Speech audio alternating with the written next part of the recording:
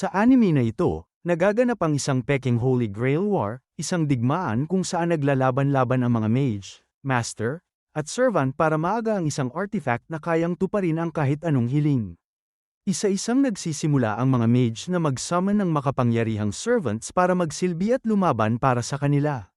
Pero mabilis na nawawala sa kontrol ang lahat nang magsimulang kumilos ang mga servant ayon sa sarili nilang kagustuhan, at mas lalong lumala nang may mga servant na hindi naman talaga dapat naroon. Nagsisimula ang anime sa isang mage na nagsasagawa ng summon ng spell. Sobrang lakas ng mahika nito na nagliwanag ang buong lugar. Samantala, tinanong ni Foldies ang kanyang master na si Langal kung talagang sulit ba ang lahat ng ito para sa tinatawag na Holy Grail. Hindi agad siya sineryoso ni Langal at inakala niyang nagbibiro lang ito. Humingi ng paumanhin si Foldies, at ipinaliwanag ni Langal na kung may kahit katiting na posibilidad na magpakita ang Holy Grail. Kailangan nilang makialam. Ito ang pinakamataas na mithiin ng mga mage, isang uri ng finish line para sa kanila.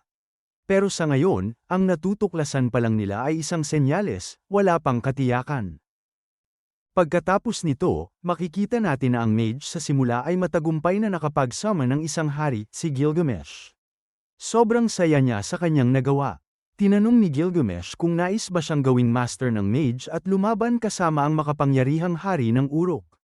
Pero bago pa man tuluyang mabuo ang kontrata, biglang lumitaw ang isang babaeng nagngangalang Tyne Shelp. Agad niyang hiniwa ang kamay ng mage, ang mismong kamay na may command seal, ang simbolo ng kontrol sa servant.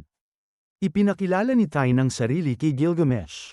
Gulat na gulat ang mage kung paano siya nakalusot sa magic barrier. Inalok ni Tyne ang sarili niyang kamay kay Gilgamesh at sinabi niyang ginawa niya yun dahil balak ng mage na nakawin ang kayamanan ng hari. Pagkatapos nito, inutusan niya ang mage na umalis habang may pagkakataon pa, pero tumanggi ito at gumamit ng mahika. Dahil dito, sinunog siya ni Tyne ng buhay. Humingi ng paumanhin si Tyne kay Gilgamesh sa nagawa niya sa harap nito. Tinanong siya ng hari kung ang mga tao ba niya ang namumuno sa mundo habang siya'y wala. Sagot ni Tyne, wala silang pinamumunuan, namumuhay lang sila nang may pagkakaisa kasama niya. Sa huli, tinanong ni Gilgamesh kung nais ba niyang gawin siyang servant, upang sabay silang lumaban sa digmaan. Samantala, sa Clock Tower sa London, makikita natin ang isang estudyanteng nagngangalang Flat Escardos na nagmamakaawang payagan siya ni Professor Elmelloy II na sumali sa Holy Grail War. Tinanong siya ni Elmelloy kung paano niya nalaman ang lahat ng ito, at doon niya inamin na palihim siyang nakinig sa pulong sa underground room noong nakaraang araw. Nabanggit pa niya si Mr. Langal, ang lalaking kilala sa pagtatago ng tunay na katawan at paggamit ng mga peking katawan. Na-stress si Elmelloy at inutusan ng lahat na manahimik, dahil sobrang sensitibo at lihim ng impormasyong ito. Gusto na lang sana niyang kalimutan ang lahat at magkaroon ng katahimikan. Pero hindi mapigilan ng bata, sobrang usisa niya. Nagtanong pa siya kung posible bang ma-summon si Napoleon Bonaparte kung may hawak siyang bagay na may koneksyon dito, tulad ng isang portrait. Ayon kay Elmelloy, mas pipiliin pa raw ni Napoleon na magpakamatay kaysa maglingkod sa kanya. Samantala, tuluyan ang naunawaan ni Foldies ang tunay na layunin ng mga mage, maging master ng mga servant, labanan ng ibang master, at kapag natalo ang mga servant, sisipsipan ng Holy Grail ang kanilang mga kaluluwa hanggang mapuno ang sisidlan. Kapag puno na ito, saka pa lamang nito matutupad ang mga hiling. Lahat ng impormasyong ito ay isinisave niya sa kanyang cellphone. Ayon kay Langal, ang lungsod na binabantayan nila ay tinatawag na Snowfield, at malamang na pa nito ng napakalakas na magical energy, base sa naramdaman ni Lord Elmelloy. Ngunit para kay Langal, mababaw ang kasaysayan ng Estados Unidos, at hindi raw ito karapat-dapat pagpakitaan ng Holy Grail, lalo na ang humawak nito. Sa huli, tinanong ni Elmelloy kung ano ba talaga ang pakay ni Flat. Sagot ng bata, astig lang daw talaga ang Holy Grail at gusto niya itong makita. Ngunit seryosong sagot ni Elmelloy, hindi ito laro. Isa itong madugong labanan ng mga mage na nagdudulot ng mga trahedyang mas masahol pa sa kamatayan. At para sa isang walang muwang na bata tulad niya, wala raw siyang laban sa ganitong mundo. Mas lalo pang namangha si Fletch sa kwento. Dahil dito, itinanong ni Elmelloy II ang huling tanong, kaya ba niyang pumatay at magbuhos ng dugo para lang makita ng personal ang Holy Grail? Sagot ng estudyante, wala na bang ibang paraan para manalo ng hindi pumapatay, parang isang laro ng chess. Napaisip si Elmeloy at sinabing magandang ideya yun. Kung perpekto ring maglaro ang kalaban, baka pumayag nga raw. Aminado si Fletch na gusto lang talaga niyang makakita ng isang heroic spirit. Kung maaari pa nga, gusto niyang makipagkaibigan sa isa. Matapos sabihin yun, umalis siya. Maya-maya, lumapit ang kaklase ni Fletch dala ang isang pakete mula kay Elmeloy, at hiniling na iparating ito sa kanya. Patakbong dinala ni Fletch ang pakete at nagtanong kung pwede na lang ba niyang itabi yun. Pinayagan siya ng propesor, dahil hindi naman niya talaga kailangan yun, regalo lang daw yun sa kanya. Napaiyak sa tuwa si Fletch at nagpasalamat. Masaya siyang maging disipulo ni Elmeloy, pero inamin ng propesor na ibinigay lang niya yun para makalimutan ni Fletch ang digmaan. Matapos marinig ang ambisyong sakupin ang mundo, ayaw niyang matulad ang bata sa isang servant na may parehong baliw na pag-iisip. Samantala, habang minamasdan ni Langal ang lungsod, iniisip niya kung anong uri ng heroic spirit ang maaaring masummon doon. Sa kabuuan, 7 servant talaga ang normal. Ngunit iginiit ni Foldies na 6 lang sa digmaang ito. Sa Holy Grail War sa Japan, may patakaran ng 7 klase, pero sa lungsod na ito, 6 lang ang umiiral.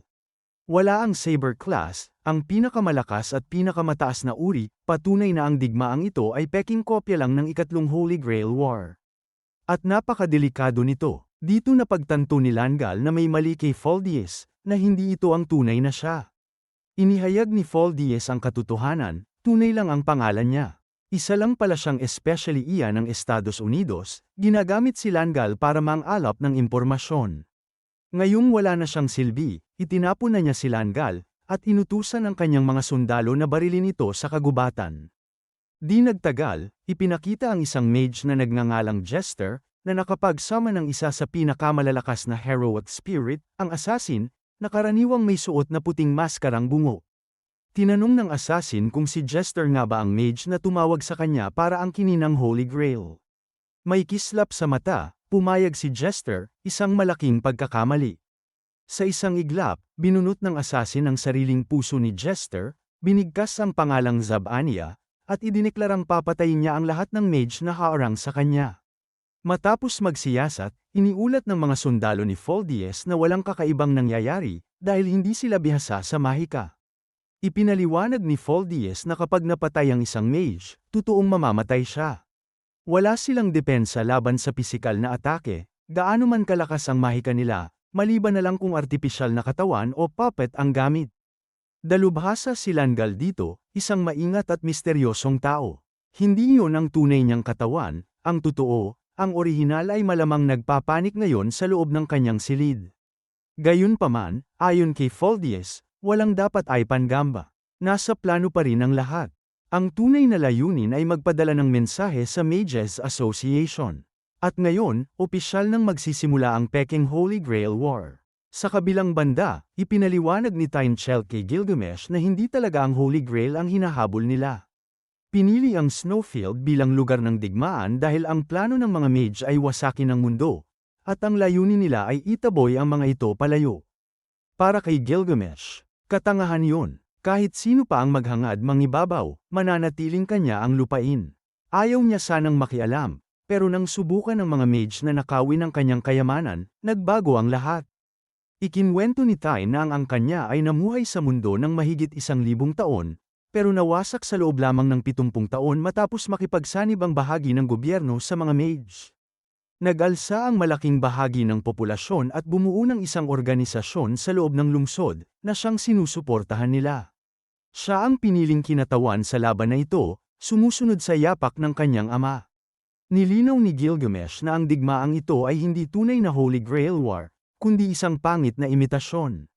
Pero wala siyang pakialam kung gagamitin ni Tai ng kanyang kapangyarihan. Para sa kanya, wala ni isa sa mga kaaway ang karapat-dapat sa tunay niyang lakas. Kaya pinipigilan muna niya ang sarili. Nagmamasid lang, at naghihintay ng isang kalabang ka-level ng hari ng mga bayani. Pagkatapos nito, ipinakita ang isang lalaking puno ng pag-asa na nagsasabing kumakalat na ang balita ng digmaan. Sa lalong madaling panahon, pipili ang Holy Grail ng 6 na ordinaryong tao para maging mga kalahok na mage.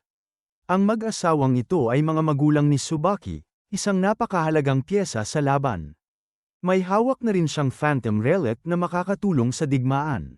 Ang mga napiling tao ay tatanggap ng command seals, mga markang mahika sa kamay na patunay na sila'y pinili at nagbibigay sa kanila ng kapangyarihang mag-utos sa mga summoned heroes. Umaasa ang lalaki na lalabas din ang marka sa kanyang kamay, naniniwalang siya ang mapipili. Samantala, hindi pa rin makapaniwala ang isa sa mga disipulo ni Langal na especially iya pala si Foldies, at tinanong niya ang kanyang guro kung wala ba siyang balak gumamit ng Ultramarionette. Dahil kainahinala na sa lahat ang kakaibang katawan niya, alam ni Langal na hindi niya maaaring gamitin ang Ultramarionette sa ngayon.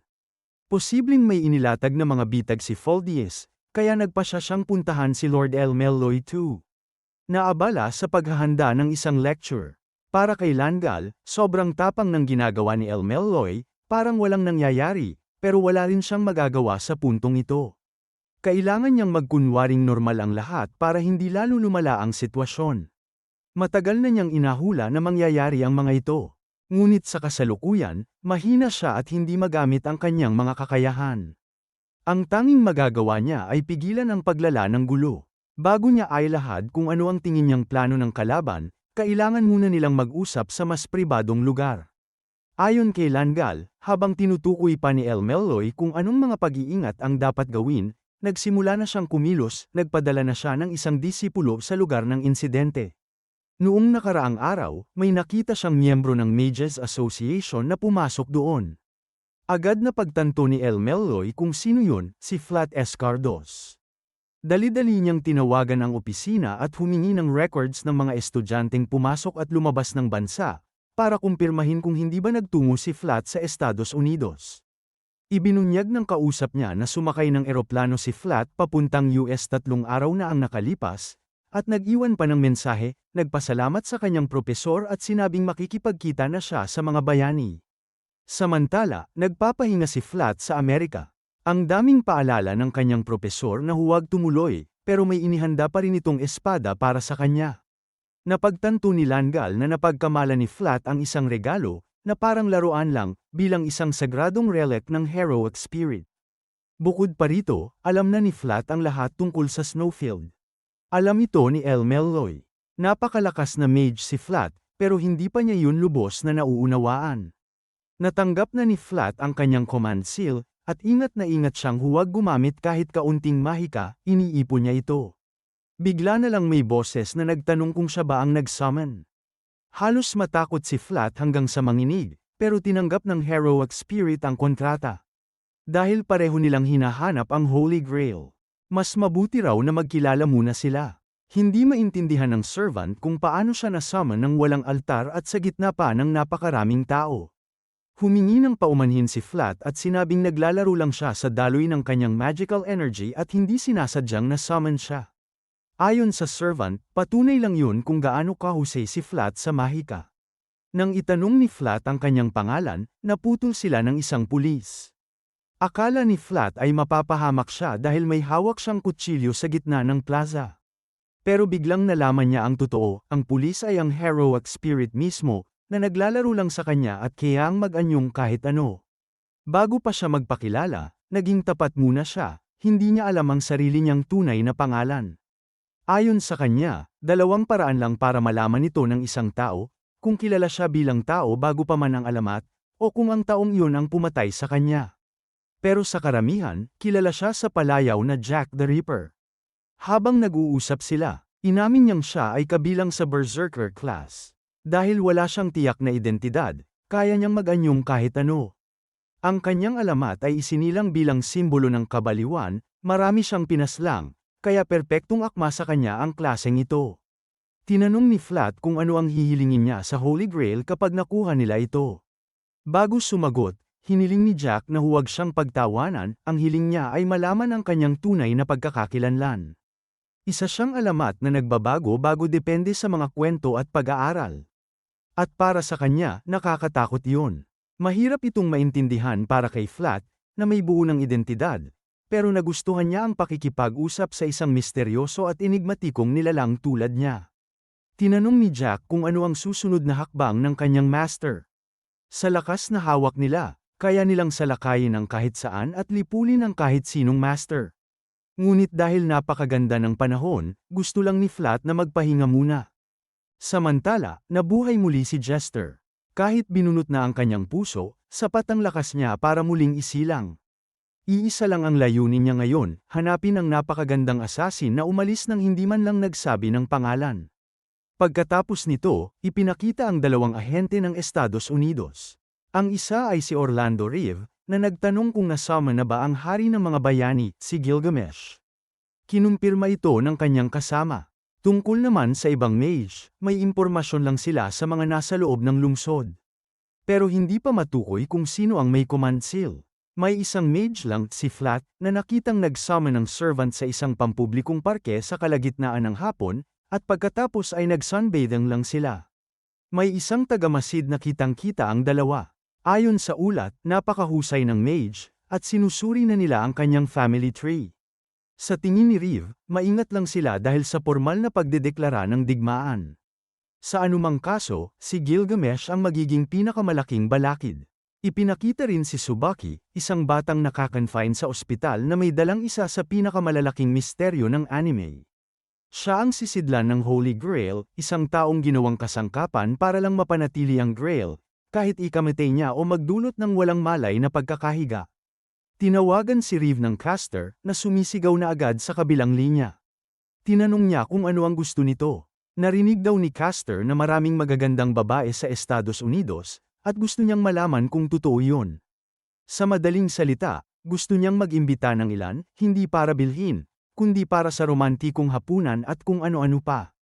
Magkapatid daw sila, kaya konting pabor lang naman. Tumanggi si Reeve at sinabing walang ganoong brother talk. Ang meron lang ay isang heroic spirit contract kung saan naging servant niya si Caster. Nilinaw ni Caster na hindi niya tungkulin ang maging bayani, kundi lumikha ng mga bayani.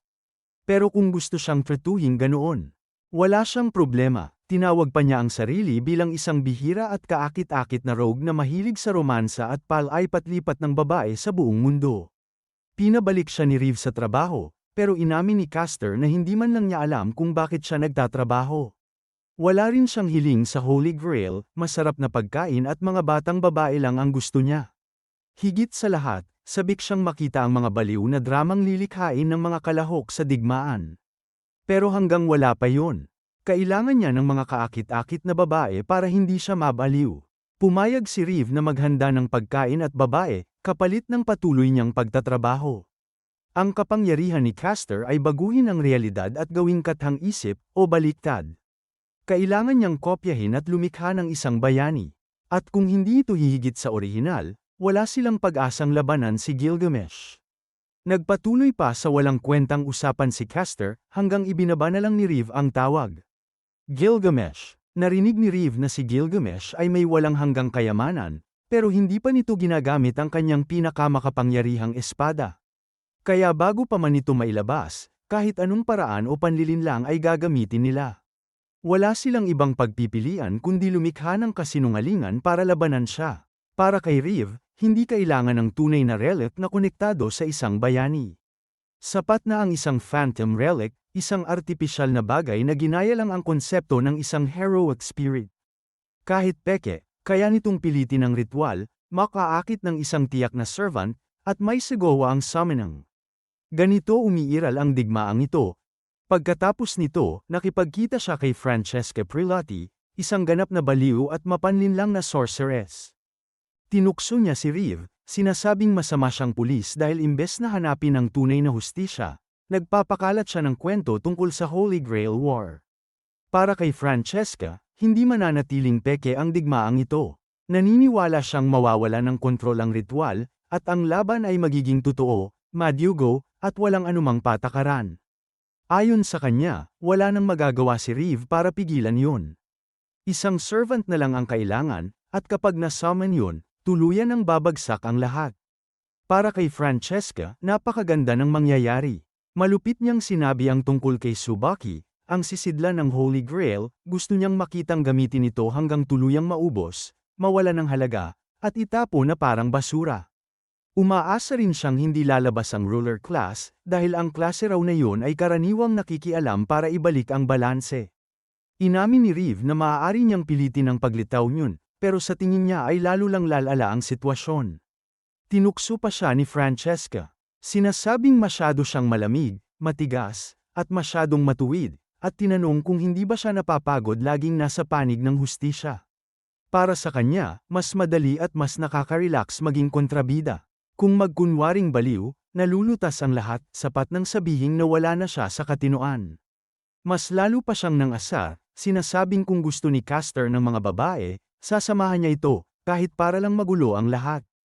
Para kay Reeve, walang silbi ang mga pinaggagawa niya, kaya pinauwi na lang niya ito. Sa huli, sinabi niyang kahit kunwari ay kontrolado ni Francesca ang lahat, isa lang talaga siyang istorbong matandang babae na gustong makitang masunog ang mundo. Di nagtagal, ipinakita ang isang mangangaso na matagal nang humahabol sa isang lobo na sobra ang idinulot na problema sa kanya, at may hawak pang command seal. Ang hayop ang nagsilbing catalyst, isang kasangkapan para i-connecta ang heroic spirit sa master. Balak ng mangangaso na agawin ang command seal mula sa lobo, na tiyak na ikakamatay nito.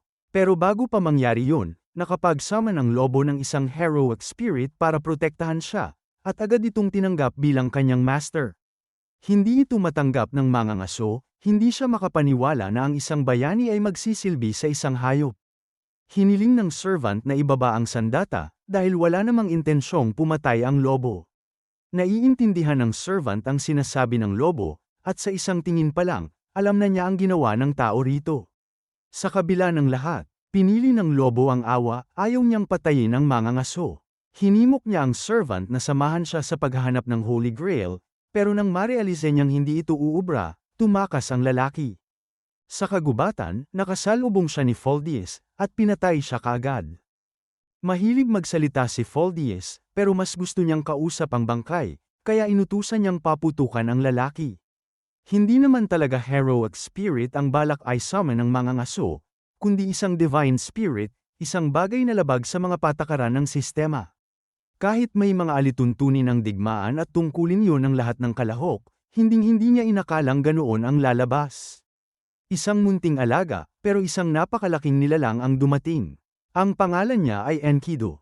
Tahimik niyang pinagmamasdan ang kalangitan, na kasing ganda pa rin ng dati. Bigla niyang naramdaman ang presensya mula sa maraming kilometro ang layo, at agad niyang naunawaan, magpapatuloy ang labanan na matagal na niyang sinimulan laban kay Gilgamesh. Ginamit ni Enkidu ang kanyang boses para tumawag, at narinig yun ni Tyne. Nakilala rin ni Gilgamesh ang tinig ni Enkidu. Ngayon, magsisimula na ang tunay na digmaan. At halos hindi na siya makapaghintay. Sa wakas, may lumitaw na karapat-dapat sa tunay niyang lakas. Bilang tanda ng pagsisimula ng laban, binigyan ni Gilgamesh si Tyne ng Potion of Youth bilang regalo. Biglang pumula ang buong paligid, tinatawag na niya ang kanyang espada. Isang sandatang napakalakas, napakatalam, at may napakabigat na aura. Tinawag niya itong Ea. Pagkatapos noon, lumipad si Gilgamesh patungo sa kanyang target. Samantala, hiniling ni Enkidu sa kanyang master na maghintay muna sandali. Maaari naman siyang lumaban sa kagubatan, pero kung doon mangyari ang laban, mawawasak ang lahat. Dahil dito, alam niyang hindi na rin niya mapoprotektahan ang lobo. Napansin ni Feldies na nagbago ang daloy ng mana, isang malinaw na senyales na oras na para lisanin ang kagubatan. Iniutos niyang umiwas ang lahat ng ahente sa disyerto. Samantala, relax lang si Fletch kasama ang bago niyang kaibigan. Ginawa niyang relo si Jack, iniisip na mukhang spy daw siya at sobrang astig. Dito na nagkaharap sina Gilgamesh at Enkidu, handa na ang laban. Lahat ay tensyonado, desperadong malaman kung ano ang mangyayari. Gaya ng dati, sinubukan ni Gilgamesh na sindakan ang kalaban sa kanyang mga salita, sinasabing ang kanyang espada raw ang humiwa sa mundo noong likhain ng lupa at langit. Samantala, sinabi ni Enkidu na gigisingin niya ang mismong kalikasan ng planeta, dahil lalakad siya kasabay ng sangkatauhan. Habang nagtatagpo sila, naramdaman ni Sab-Aki ang napakalakas na enerhiya, isang bangungot para sa kanya. Harap-harapan, sinabi ni Gilgamesh na nostalgic ang itsura ni Enkidu. Nagpalitan sila ng nagliliwanag na espada at mga palaso na sumasabog sa bawat banggaan. Pero biglang napahinto si Enkidu, may naramdaman siyang paparating na napakasamang presensya, marahil isang natural na kaaway niya. Doon lang naalala ni Gilgamesh na nadala siya ng kasiyahan sa laban at nakalimutang may mga magnanakaw na nagtatangka sa kanyang kayamanan. Tinanong ni Enkidu kung kasama ba siya sa target, pero dahil wala naman siyang pakialam sa Holy Grail, binaliwala siya ni Gilgamesh. Layunin ni Enkidu na protektahan at maging tapat sa kanyang master, kaya hindi pa niya kayang harapin ang paparating na banta. Kaya napagkasunduan nilang ipagpapatuloy na lang ang laban sa susunod. Matapos patayin ni Gilgamesh ang mga sinumpang rebelde, humingi ng awa si Enkidu, pero hindi siya pinakinggan. Para kay Gilgamesh, ang taong tumatakas ay walang karapatang magsabi kung paano dapat kumilos ang isang hari. Itinaas niya ang espada para sa huling atake ng gabi, isang uri ng kontrata para masiguro ang kanilang susunod na labanan. Doon na napagtanto ng lahat, nagsimula na ito. Sa wakas, opisyal nang idineklara ang Holy Grail War. Kung na-enjoy mo ang recap na to, suportahan ang channel, like, subscribe, at follow Anisaga. Mas marami pang anime stories ang paparating. Hanggang sa muli.